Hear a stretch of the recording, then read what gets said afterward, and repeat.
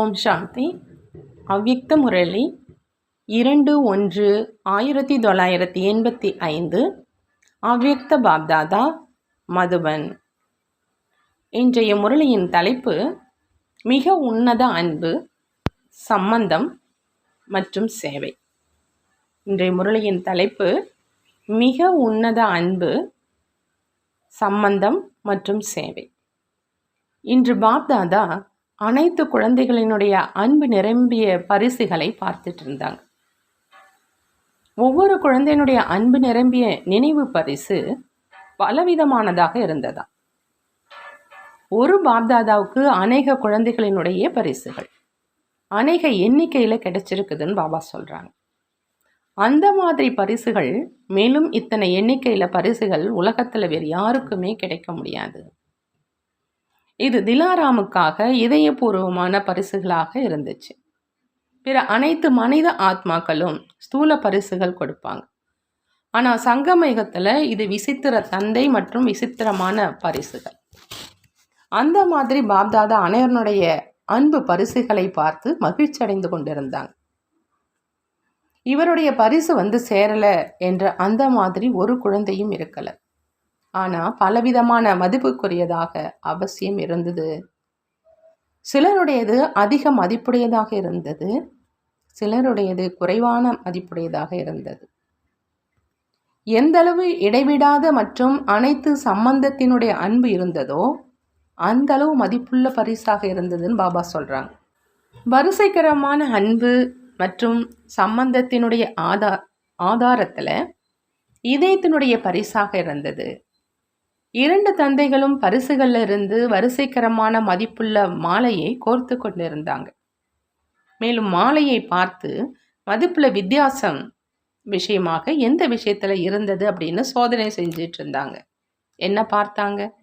அனைவருக்கும் அன்பு இருக்குது, சம்பந்தமும் அனைவருக்கும் இருக்குது, அனைவருடைய சேவையும் இருக்குது. ஆனால் அன்புல தொடக்கத்தில் இருந்து இதுவரையிலும் எண்ணம் மூலமா மற்றும் கனவிலும் கூட வேறு எந்த நபர் அல்லது பொருளினுடைய புத்தி கவர்ந்திழுக்கப்படாததாக இருந்ததா? ஒரு தந்தையின் ஒரே சீரான இடைவிடாத அன்புல எப்பொழுதும் மூழ்கியிருப்பவராக இருந்தாரா? எப்பொழுதும் அன்பினுடைய அனுபவங்களினுடைய கடல்ல அந்த மாதிரி மூழ்கியிருந்து அதன் மூலம் அந்த உலகத்தை தவிர வேறு எந்த நபரும் பொருளும் தென்படாத நிலை, எல்லைக்கு அப்பாற்பட்ட அன்பினுடைய ஆகாயம் மற்றும் எல்லைக்கு அப்பாற்பட்ட அனுபவங்களினுடைய கடல். இந்த ஆகாயம் மற்றும் கடலை தவிர வேறு எந்த கவர்ச்சியும் இல்லாமல் இருப்பது.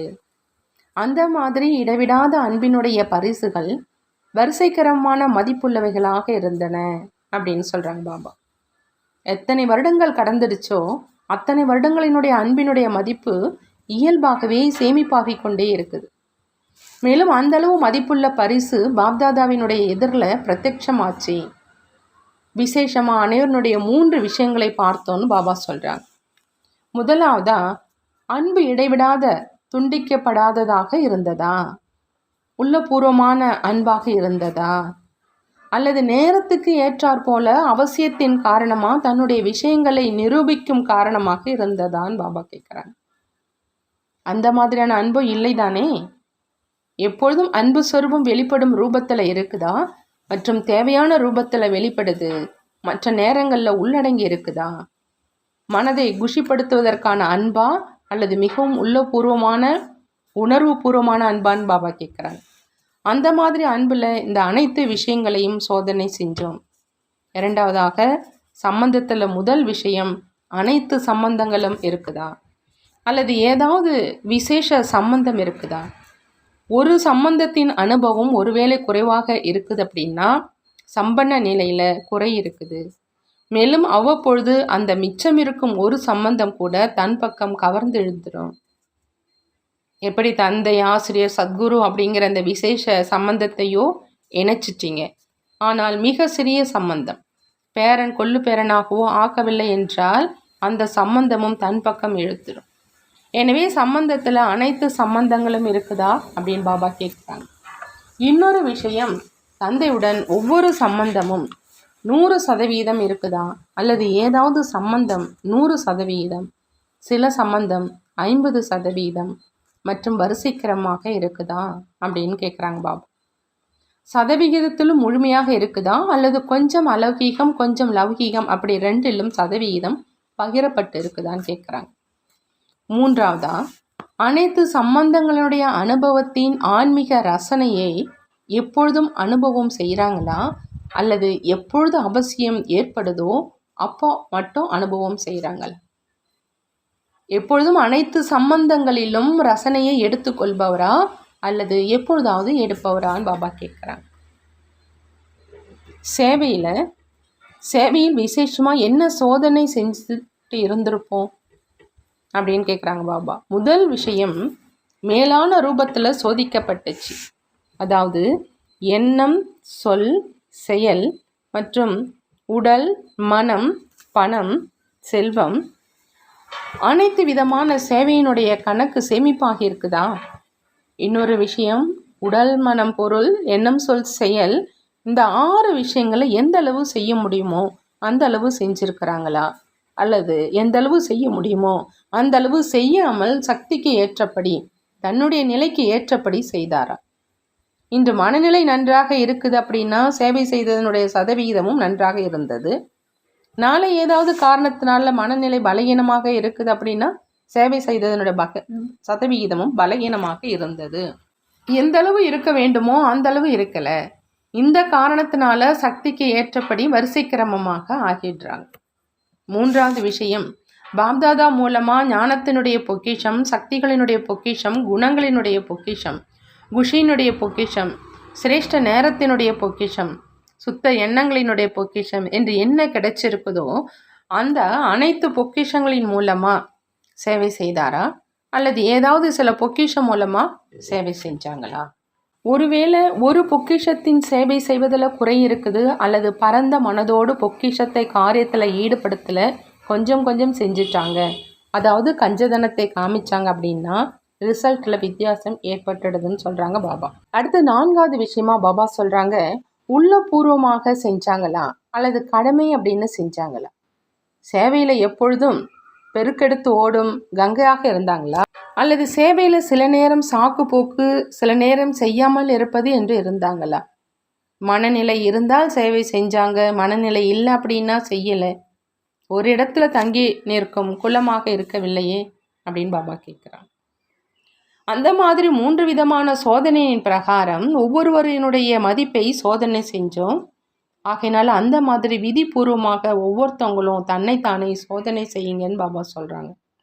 மேலும் இந்த புதிய வருடத்தில் குறைகளை நிரந்தரமாக முடிவு செஞ்சுட்டு சம்பன்னமாகி நம்பர் 1 மதிப்புள்ள பரிசை தந்தையின் எதிரில் வைப்போம் அப்படிங்கிற அந்த உறுதியான எண்ணத்தை வைங்க. சோதனை செய்வது மேலும் பிறகு மாற்றம் செய்ய தெரியும் இல்லையா? ரிசல்ட்டுக்கு ஏற்ற மாதிரி பெரும்பான்மையோர் இப்போது ஏதாவது ஒரு விஷயத்தில் அவங்களுடைய சக்திக்கு ஏற்றபடி இருக்கிறாங்க. சம்பன்ன சக்தி சொர்பமாக இருக்கலை. ஆகையினால இப்போ கடந்ததே கடந்ததாக்கி நிகழ்கால மற்றும் எதிர்காலத்தை சம்பன்ன மற்றும் சக்திசாலியாக ஆக்க சொல்கிறாங்க பாபா. பாபா கேட்குறாங்க, உங்ககிட்ட பரிசு பொருட்கள் ஒன்றாக சேர்ந்துருச்சு அப்படின்னா எது மதிப்புள்ளது என்று சோதனை செய்கிறீங்க இல்லையா? பாப்தாதாவும் குழந்தைகளுடன் இந்த காரியத்தை தான் செஞ்சிட்டு இருந்தாங்க. பரிசுகளும் அளவற்று இருந்தது. ஒவ்வொருவரும் தனக்கு ஏற்றபடி நல்லதிலும் நல்ல ஊக்கம் உற்சாகம் நிரம்பிய எண்ணத்தை, சக்திசாலியான எண்ணத்தை தந்தையினுடைய எதிரில் வச்சாங்க. இப்போ சக்திக்கு ஏற்றபடி என்பதற்கு பதிலாக எப்பொழுதும் சக்திசாலியானவர் என்று மட்டும் பரிவர்த்தனை செய்யணும். புரிந்ததா அப்படின்னு பாபா கேட்குறாங்க. நல்லது. அனைத்து நிரந்தர அன்பான, உள்ளபூர்வமாக அன்பான, அனைத்து உறவுகளின் அன்பான, ஆன்மீக ரசனையின் அனுபவி ஆத்மாக்களுக்கு அனைத்து பொக்கிஷங்கள் மூலமாக சக்திசாலியாகி நிரந்தர சேவாதாரி, அனைத்து விஷயங்களில் சக்திக்கு ஏற்றபடி என்பதை எப்பொழுதும் சக்திசாலியானவர் என்பதில் பரிவர்த்தனை செய்யக்கூடிய விசேஷ அன்புக்குரிய மற்றும் நெருங்கிய சம்பந்தங்களில் உள்ள ஆத்மாக்களுக்கு பாப்தாதாவின் அன்பு நினைவுகள் மற்றும் நமஸ்காரம் செய்கிறாங்க. நாமும் நம்மளுடைய பாப்தாதாவுக்கு அன்பு நினைவுகள் மற்றும் நமஸ்காரம் செய்வோம். அடுத்ததாக தாதி ஜானகி ஜி அவர்களோடு அவ்யக்த பாப்தாதா சந்திக்கிறாங்க. மதுபனினுடைய அலங்காரம் மதுபனில் வந்து சேர்ந்துடுச்சுன்னு அவங்கள பார்த்து சொல்கிறாங்க. வாங்க வாங்கன்னு வரவேற்கிறோம். நீங்கள் பாப்தாதா மற்றும் மதுபனினுடைய விசேஷ அலங்காரம் மூலம் என்ன நடக்கும்னு பாபா கேட்குறாங்க. பிரகாசமும் ஏற்பட்டுடுச்சு இல்லையா? பாப்தாதா மற்றும் மதுபன் விசேஷ அலங்காரத்தை பார்த்து மகிழ்ச்சி அடைந்து கொண்டு இருக்கிறாங்க. விசேஷமாக சேவையில் தந்தையினுடைய அன்பு மற்றும் சம்பந்தத்தை பிரத்யட்சம் செஞ்சீங்க. இந்த விசேஷ சேவை அனைவருடைய இதயத்தை அருகில் கொண்டு வரக்கூடியது. எப்பொழுதுமே ரிசல்ட் நன்றாகத்தான் இருக்குது, இருந்தும் அந்த நேரத்துக்கு அதனுடைய விசேஷத்தினுடைய ரிசல்ட் இருக்கும். அப்படி தந்தையினுடைய அன்பை தன்னுடைய அன்பு நிறைந்த முகம் மூலம், கண்கள் மூலம் பிரத்யட்சம் செஞ்சீங்க. இந்த விசேஷ சேவை செஞ்சீங்க. கேட்பவர்களாக ஆக்குவது ஒன்றும் பெரிய விஷயம் இல்லை, ஆனால் அன்பானவராக ஆக்குவது, இதுதான் விசேஷ சேவை. அது எப்பொழுதும் நடந்துக்கிட்டே இருக்கும். எத்தனை விட்டில் பூச்சிகள் பார்த்தீங்க? விளக்கோலி மேலே பலியாகும் எச்சை வைத்திருக்கும் விட்டில் பூச்சிகள் எத்தனை பார்த்தீங்க? இப்போ கண்களினுடைய பார்வை மூலம் வீட்டில் பூச்சிகளை விளக்கு ஒளி பக்கம் செல் அப்படின்னு சமிச்சை செய்வதற்கான விசேஷ நேரம். சமிச்சை கிடைத்தது, மேலும் சென்று கொண்டே இருப்பாங்க. பறந்து பறந்து வந்து சேர்ந்துடுவாங்க. இந்த விசேஷ சேவை அவசியமானதும் தான் அப்படின்னு பாபா சொல்கிறாங்க. மேலும் நீங்கள் செய்யவும் செஞ்சீங்க, அந்த மாதிரி ரிசல்ட் தான் இல்லையா அப்படின்னு கேட்குறாங்க. நல்லது. ஒவ்வொரு அடியிலும் அநேக ஆத்மாக்களினுடைய சேவை நிரம்பி இருக்குது. எத்தனை அடி எடுத்து வச்சிங்க, எத்தனை வச்சிங்களோ அவ்வளவு ஆத்மாக்களினுடைய சேவை நடந்தது. நன்றாக சுற்றி வந்திருக்கீங்க. அவர்களுக்கும் இப்போது ஊக்கம் உற்சாகத்தினுடைய சீசன். என்ன நடக்குதோ அது நல்லதிலும் நல்லதாக நடக்குது. பாப்தாதாவினுடைய நெருக்கமான குழந்தைகளின் ஒவ்வொரு கர்மத்தினுடைய ரேகை மூலம் அநேகர்களுடைய கர்மங்களின் ரேகை மாறுது. அப்படி ஒவ்வொரு கர்மத்தினுடைய ரேகை மூலம் அநேகரது அதிர்ஷ்ட ரேகையும் போட்டிருக்கீங்க. பாபா சொல்கிறாங்க, செல்வது அப்படின்னா அதிர்ஷ்ட ரேகை கீறுவது. அப்படி எங்கெங்கு செல்றீங்க? தன்னுடைய கர்மங்கள் என்ற எழுதுகோள் மூலம் அநேகர்களுடைய அதிர்ஷ்டத்தினுடைய ரேகை போட்டுக்கொண்டே இருக்கீங்க. ஆகையினால் அதாவது காரியம்தான் நெருக்கமான குழந்தைகளினுடைய அதிர்ஷ்டத்தினுடைய ரேகையை போடுவதற்கான சேவையினுடைய பொறுப்பாளராக்குச்சே. ஆகையினால இப்போ இன்னும் மிச்சம் இருக்கும் இறுதி ஓசை இதுவேதான் யாரை தேடிக்கொண்டு இருந்தோமோ அவங்க இவர்களே என்று வெளியாகணும். இப்போ இதுவா அல்லது அதுவா என்று யோசிக்கிறார்கள். ஆனால் அநேகரிடமிருந்து இதுவேதான் என்று ஓசை மட்டும் வெளியாகணும். இப்போ அந்த நேரம் அருகில் வந்துட்டு இருக்குது. அதிர்ஷ்டத்தினுடைய ரேகை நீளமாக ஆகி அதுவும் புத்தியில் இருக்கும் சிறிதளவு பூட்டை திறக்க வேண்டி இருக்குது. அதுவும் திறந்துடும். சாவியையும் போட்டு இருக்கீங்க, திறக்கவும் செஞ்சுருக்கீங்க. ஆனால் இப்போ கொஞ்சம் மாட்டிக்கொண்டு இருக்குது. அந்த நாளும் வந்துடும் பாபா சொல்கிறாங்க. டீச்சர் சகோதரிகளோடு அவ்யக்த பாப்தாதா சந்திப்பு. அதில் பாப்தாதா சொல்கிறாங்க, டீச்சர்கள் அப்படின்னா எப்பொழுதும் நிரம்பியவர்கள். நீங்கள் நிரம்பிய நிலையை அனுபவம் செய்கிறவங்க தான் இல்லையான்னு கேட்குறாங்க பாப்தாதா அவங்கள்ட்ட. எப்போ நீங்களே அனைத்து பொக்கிஷங்களால் நிரம்பி இருக்கீங்களோ அப்போ மற்றவங்களுக்கு சேவை செய்ய முடியும். தன்னிடம் நிரம்பிய நிலை இல்லை அப்படின்னா மற்றவங்களுக்கு என்ன கொடுப்பீங்க அப்படின்னு பாபா கேட்குறாங்க அவங்கள்ட்ட. சேவாதாரி என்பதனுடைய அர்த்தமே அனைத்து பொக்கிஷங்களால் நிரம்பியவங்க. சேவாதாரி அப்படின்னா பாபா சொல்கிறாங்க, எல்லா பொக்கிஷங்களும் நிரம்பியவங்க தான் சேவாதாரி. எப்பொழுதும் நிரம்பிய நிலையின் போதை மற்றும் குஷி இருப்பது. எந்த ஒரு பொக்கிஷத்தினுடைய குறையில்லாத நிலை. சக்தி இருக்குது, குணம் இல்லை, மேலும் குணம் இருக்குது, சக்தி இல்லை என்று அப்படி இருக்க வேண்டாம். எல்லா பொக்கிஷங்கள்னால் நிரம்பி இருக்கணும். எந்த சக்தியை எந்த நேரம் வளர்க்கிறீங்களோ அந்த சக்தியினுடைய சொரூபமாக ஆயிடணும். இதைத்தான் நிரம்பிய நிலை அப்படின்னு சொல்கிறது. எந்த சக்தியை எந்த நேரம் வரவழைக்கிறீங்களோ அந்த சக்தியினுடைய சொரூபமாக நீங்கள் ஆயிடணும். இதை தான் நிரம்பிய நிலைன்னு பாபா சொல்கிறாங்க. நீங்கள் அந்த மாதிரி இருக்கீங்களான்னு கேட்குறாங்க. யார் நினைவு மற்றும் சேவையில் சமநிலையில் இருக்கிறாங்களோ, சில நேரம் நினைவு அதிகமாக இருக்குது, சில நேரம் சேவை அதிகமாக இருக்குது என்று அப்படி இருக்க வேண்டாம். ரெண்டும் சமநிலையில் இருப்பவராக இருக்கணும். அவங்க தான் நிரம்பிய நிலையின் ஆசீர்வாதத்துக்கு உரியவங்க அப்படின்னு பாபா சொல்கிறாங்க. நிரம்பிய நிலையினுடைய ஆசீர்வாதத்துக்கு உரியவங்க அப்படின்னு பாபா யாரை சொல்கிறாங்க அப்படின்னா, யார் நினைவு மற்றும் சேவையில் சமநிலையில் இருக்கிறாங்களோ. அதாவது சில நேரம் நினைவு அதிகமாக இருக்கிறது, சில நேரம் சேவை அதிகமாக இருக்கிறது. அப்படி இருக்கக்கூடாது, ரெண்டும் சமநிலையில் இருக்கணும்.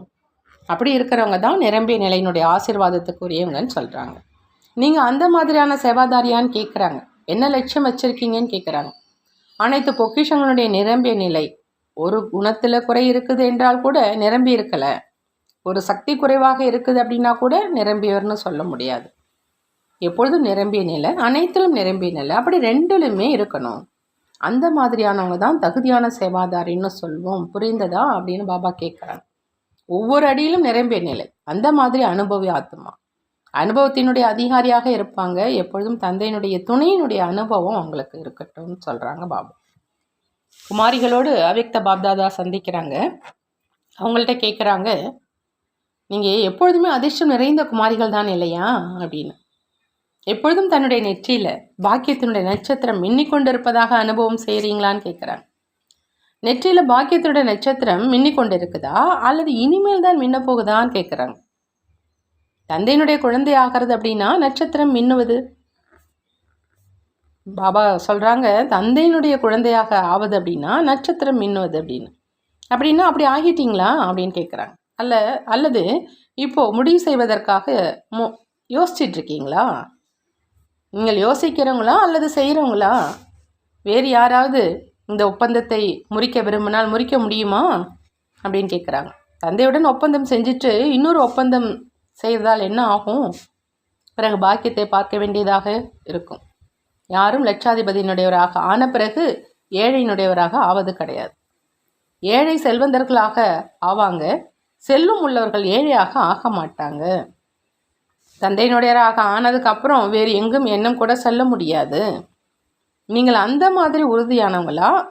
எந்தளவு தந்தையினுடைய தொடர்பில் இருப்பீங்களோ அந்தளவு அவங்களுடைய பிரபாவம் உறுதியாக இருக்கும். தொடர்பு பிஞ்சாக இருக்குது அப்படின்னா பிரபாவமும் பிஞ்சாக இருக்கும். ஆகினால படிப்பு மற்றும் சேவை இரண்டினுடைய ஈடுபாடு இருக்கணும். பிறகு சதா காலத்துக்காக உறுதியான அசையாதவராக இருப்பீங்க. மேலும் மேலே கீழே செல்லும் அந்த குழப்பத்தில் வரமாட்டேங்க. உறுதியான பிரபாவம் ஏற்பட்டுடுச்சு அப்படின்னா இத்தனை கரங்கள் மூலம் இத்தனை சென்டர்கள் திறக்க முடியும். ஏன்னா குமாரிகள் பந்தனமற்றவர்கள், மற்றவர்களுடைய பந்தனத்தையும் அழிப்பீங்க இல்லையா? எப்பொழுதும் தந்தையுடன் உறுதியான ஒப்பந்தம் செய்கிறவங்க. தைரியம் இருக்குது அப்படின்னா தந்தையினுடைய உதவியும் கிடைக்கும். தைரியம் குறைவாக இருக்குது அப்படின்னா உதவியும் குறைவாக இருக்கும். நல்லது. ஓம் சாந்தி. பாபா வரதானம் கொடுக்குறாங்க. பரமாத்மாவினுடைய அன்பை பிராப்தி செய்யக்கூடிய இப்பொழுதும் மற்றும் எதிர்காலத்திலும் ராஜ குழந்தைகள் ஆகுக. இப்பொழுதும் மற்றும் எதிர்காலத்தில் ராஜா குழந்தையாக ஆகணும் அப்படின்னா பாபா சொல்கிறாங்க, பரமாத்மானுடைய அன்பை பிராப்தி செய்யணும், அதாவது அன்பை அடையணும். சங்கமேகத்தில் பாக்கியவான் குழந்தைகள் நீங்கள் தான். திலாராம் தந்தையினுடைய அன்பிற்கு பாத்திரமானவங்க நீங்கள் தான். இந்த பரமாத்மா அன்பு கோடியில் சில ஆத்மாக்கள் தான் பிராப்தி ஆகுது. பரமாத்மா அன்புங்கிறது கோடியில் சில ஆத்மாக்களுக்கு தான் பிராப்தி ஆகுது. இந்த தெய்வீக அன்பு மூலமாக ராஜா குழந்தைகளாக ஆயிடுறீங்க. ராஜா குழந்தைகளாக தெய்வீக அன்பு மூலமாகத்தான் ஆகிறீங்க. ராஜா குழந்தைகள் அப்படின்னா பாபா சொல்கிறாங்க, எப்பொழுதும் ராஜா, மேலே எதிர்காலத்திலும் ராஜா. எதிர்காலத்தையும் விட முன்பாக இப்பொழுது சுயராஜ்ய அதிகாரியாக ஆகிட்டீங்க. எப்படி எதிர்கால ராஜ்யத்தினுடைய மகிமையாக ஒரு ராஜ்யம் ஒரு தர்மம் அப்படின்னு இருக்குது, அதே மாதிரி இப்போ அனைத்து கர்மேந்திரங்களின் மீது ஆத்மாவினுடைய ஒரே ஒரு ராஜ்யம். எப்படி எதிர்கால ராஜ்யத்தினுடைய மகிமையாக ஒரே ராஜ்யம் ஒரே தர்மம் தான் இருக்குது இல்லையா? அதே மாதிரி இப்பொழுது அனைத்து கர்மேந்திரங்கள் மீது ஆத்மாவினுடைய ஒரே ஒரு ராஜ்யம் இருக்கணும். பாபா ஸ்லோகனில் சொல்கிறாங்க, தன்னுடைய முகம் மூலம் தந்தையினுடைய காரியத்தை காண்பிக்கக்கூடியவங்க தான் பரமாத்மானுடைய அன்புக்குரியவங்க. பரமாத்மானுடைய அன்புக்குரியவங்க தன்னுடைய முகம் மூலமாக தந்தையினுடைய காரியத்தை காண்பிக்கக்கூடியவங்களாக இருப்பாங்கன்னு பாபா சொல்கிறாங்க. நல்லது. ஓம் சாந்தி. நன்றி பாபா. நன்றி.